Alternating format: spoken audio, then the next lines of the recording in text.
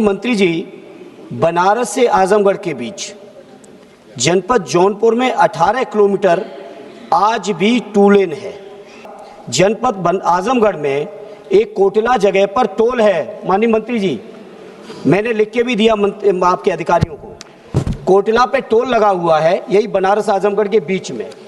वहाँ टोल वालों का इतना आतंक है कि वहाँ पे जो आपस में लिंक रोड्स बने हुए हैं लोकल आजमगढ़ के अंदर के संपर्क मार्ग, उन संपर्क मार्गों पर बैरियर डाल दिया है। सम्मान्य सदस्य जो तकरार कर रहे हैं वो सही है, क्योंकि बरसात जब गिर गई तब रास्ता काफ़ी बिगड़ गया और वैसे उस काम के बारे में भी काफ़ी तकरारें थी। बाद में अनेक सदस्यों ने कहने के बाद उसकी इंक्वायरी भी की गई, उसमें कॉन्ट्रैक्टर के ऊपर भी कार्रवाई की गई, काफ़ी बातें रेक्टिफाई की गई है।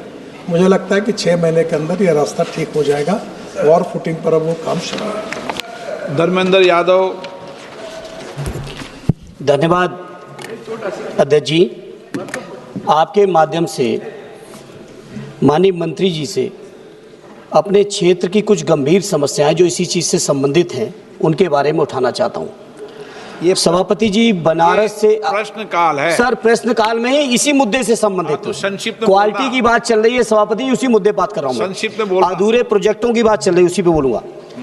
माननीय मंत्री जी, बनारस से आजमगढ़ के बीच जनपद जौनपुर में 18 किलोमीटर आज भी टू लेन है, जबकि बनारस से लेके लुम्बिनी तक बौद्ध सर्किट के अंतर्गत ये सड़क आती है और वो 18 किलोमीटर चलने में अध्यक्ष जी घंटों लग जाता है।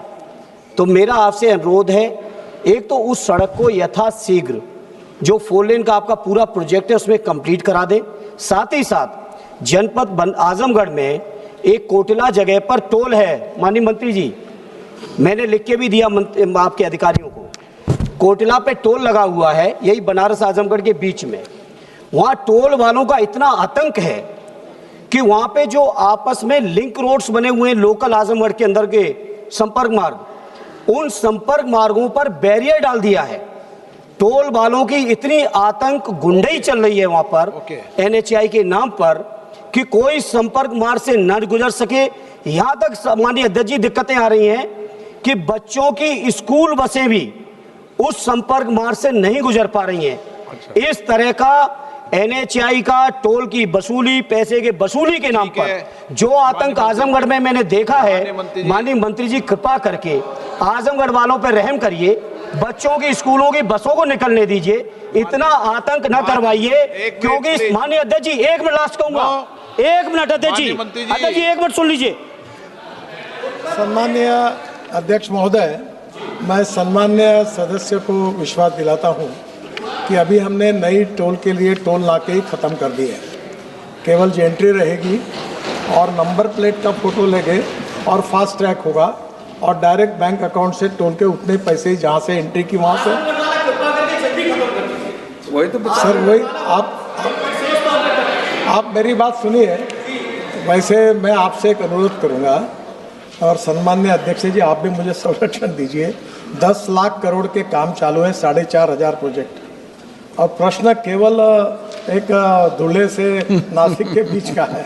अब मैं सब प्रोजेक्ट के डिटेल की जानकारी तो दे नहीं सकता, पर आप एक काम करिए कि मेरे क्वेश्चन आवर के दिन समाप्त होने के बाद सब अधिकारी यहाँ आते हैं, सब MPs आते हैं, तो आप आज भी आ सकते हो।